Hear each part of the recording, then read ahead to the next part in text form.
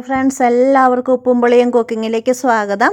ഇന്ന് ഞാൻ ഉണ്ടാക്കാൻ പോകുന്നത് വഴുതനങ്ങയും ചക്കക്കുരുവും കൊണ്ടുള്ള ഒരു ഒഴിച്ചു കറിയാണ്. അത് ചോറിനും ചപ്പാത്തിക്കും അപ്പത്തിനൊക്കെ കൂട്ടാൻ പറ്റിയ നല്ല ടേസ്റ്റുള്ള ഒരു കറിയാണ്. ഇതിൽ തേങ്ങ അരയ്ക്കേണ്ട ആവശ്യമില്ല. നമുക്കിതിൽ തേങ്ങ അരച്ചും വെക്കാം, പക്ഷേ തേങ്ങ അരയ്ക്കാതെ തന്നെ നല്ല ടേസ്റ്റുള്ള ഒരു കറിയാണ്. എങ്ങനെയാണ് വെക്കുന്നത് നോക്കാം. ഒരു 10-15 ചക്കക്കുരു ഞാൻ എടുത്തിട്ടുണ്ട്. ഒരു 3-4 വഴുതനങ്ങ, ഏത് വഴുതനങ്ങ വേണമെങ്കിലും നമുക്ക് എടുക്കാവുന്നതാണ്. പിന്നെ അതിലേക്ക് ഒരു തക്കാളിയും കൂടെ വേണം. നമുക്ക് ഈ ചക്കക്കുരു ഒക്കെ ഒന്ന് ചിരണ്ടി എടുക്കണം. വഴുതനങ്ങ അരിഞ്ഞെടുക്കണം. വഴുതനങ്ങ ഞാൻ കഷ്ണങ്ങളാക്കി ഇങ്ങനെ വെള്ളത്തിലിട്ട് വെച്ചിട്ടുണ്ട്. അതിൻ്റെ കറിയൊക്കെ ഒന്ന് പോയി കിട്ടാനാണ്. ഒരു 10-15 മിനിറ്റ് വെള്ളത്തിലിട്ട് വെക്കണം.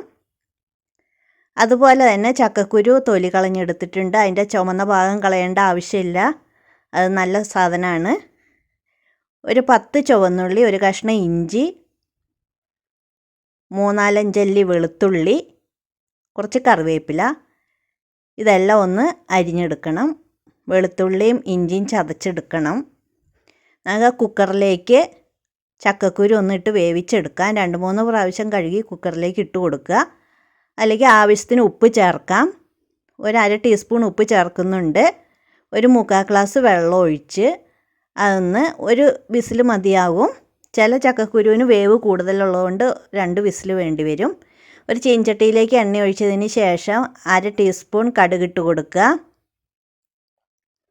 കടുക് പൊട്ടി വരുമ്പോൾ 1/2 ടീസ്പൂൺ ഉലുവയും ചേർത്ത് കൊടുക്കുക. ഇതും ഒന്ന് ചുമന്ന് വരട്ടെ. ഒന്ന് ചുമന്ന് വന്ന് കഴിയുമ്പോൾ ആ ഇഞ്ചിയും വെളുത്തുള്ളിയും കൂടെ ചതച്ചതൊന്ന് ഇട്ട് കൊടുക്കണം. അതൊന്ന് എണ്ണയിലിട്ടൊന്ന് വഴറ്റാം.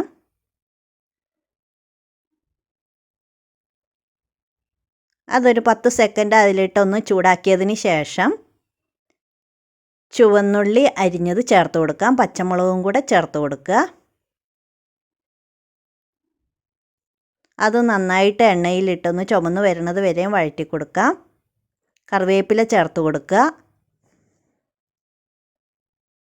അത് ഒന്ന് നന്നായിട്ട് വഴറ്റാം. ഇപ്പോൾ അതൊന്ന് ചുമന്നിട്ടുണ്ട്. പൊടികൾ ചേർക്കാം. 1/2 ടേബിൾ സ്പൂൺ മല്ലിപ്പൊടി ചേർക്കുക. മല്ലിപ്പൊടി കുറച്ച് മതിയാകും. 1/2 ടേബിൾ സ്പൂൺ മുളക് പൊടി ചേർക്കാം.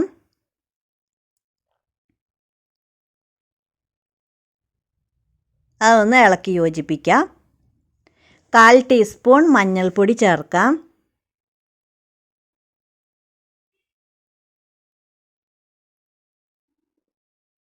അതും എണ്ണയിലിട്ട് നന്നായിട്ടൊന്ന് വഴറ്റിയെടുക്കാം. പിന്നീട് 1 ടേബിൾ സ്പൂൺ മസാലപ്പൊടി ചേർക്കാം. ഗരം മസാലപ്പൊടിയാണ് ഞാൻ ചേർക്കുന്നത്. അത് നന്നായിട്ടൊന്നൊരു 10 സെക്കൻഡ് അതിലിട്ട് വഴറ്റാം. ഇനി തക്കാളി ചേർത്ത് കൊടുക്കുക. തക്കാളിയും എണ്ണയിലിട്ടൊന്ന് വഴറ്റണം. അതൊന്ന് അതിലിട്ട് നന്നായിട്ടൊന്ന് വേവിച്ചെടുക്കുക. അടച്ചു വെക്കേണ്ട ആവശ്യമില്ല, ഇങ്ങനെ തന്നെ അത് വെന്ത് കിട്ടിക്കോളും. നന്നായിട്ടൊന്ന് ഉടച്ചെടുക്കുക. അത് നന്നായി വെന്തുടഞ്ഞതിന് ശേഷം നമുക്ക് അതിലേക്ക് വഴുതനങ്ങ ചേർത്ത് കൊടുക്കാം. ഉപ്പ് ചേർക്കുക. 1/2 ടീസ്പൂൺ ഉപ്പ് ചേർത്തിട്ടുണ്ട്. പിന്നീട് വേണമെങ്കിൽ നമുക്ക് ചേർക്കാം.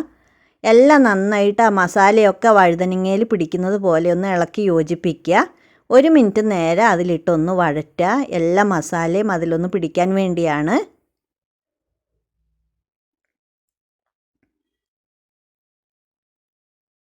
ഇനി അത് നമുക്കൊന്ന് മൂടി വെച്ച് വേവിക്കാം. വെള്ളം ഒഴിക്കേണ്ട ആവശ്യമില്ല, അതിൽ നിന്ന് തന്നെ വെള്ളം ഇറങ്ങി വന്നോളൂ. 2-3 മിനിറ്റ് ആയപ്പോൾ അത് ഏകദേശമൊക്കെ ഒന്ന് വെന്തിട്ടുണ്ട്. ഇനി നമുക്ക് ആ ചക്കക്കുരു വേവിച്ചത് അതിലേക്ക് ചേർത്ത് കൊടുക്കാം.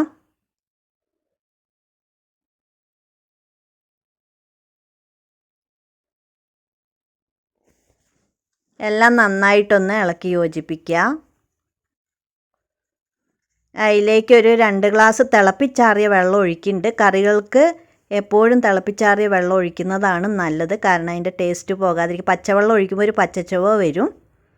അപ്പോൾ ഞാനൊരു 2-2.5 ഗ്ലാസ്സോളം വെള്ളം ഒഴിക്കുന്നുണ്ട്. ഉപ്പ് നോക്കുക, ഉപ്പ് പോരെങ്കിൽ കുറച്ചും കൂടെ ഉപ്പ് ചേർത്ത് കൊടുക്കുക. ഇനി അതിൻ്റെ ആ വെള്ളം ഒന്ന് ആ ചാറൊക്കെ കുറുകി വരണ പോലെ ഒന്ന് വറ്റിച്ചെടുക്കാം. ഞാനൊരു 5-6 മിനിറ്റ് ആയപ്പോൾ ഇതുപോലെ ഇത്രയും വറ്റിയിട്ടുണ്ട്.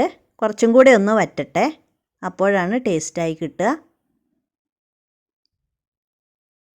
ഇപ്പോൾ ഇതേപോലെയാണ് വറ്റി ചൂടാറി കഴിയുമ്പോൾ ഈ ഒരു ഇതിലാണ് നമുക്ക് കിട്ടുക. അപ്പോൾ നമ്മുടെ വഴുതനങ്ങക്കറി, ചക്കക്കുരും കൊണ്ടുള്ള വഴുതനങ്ങക്കറി ഇവിടെ റെഡി ആയിട്ടുണ്ട്. എല്ലാവരും ചെയ്ത് നോക്കുക. താങ്ക്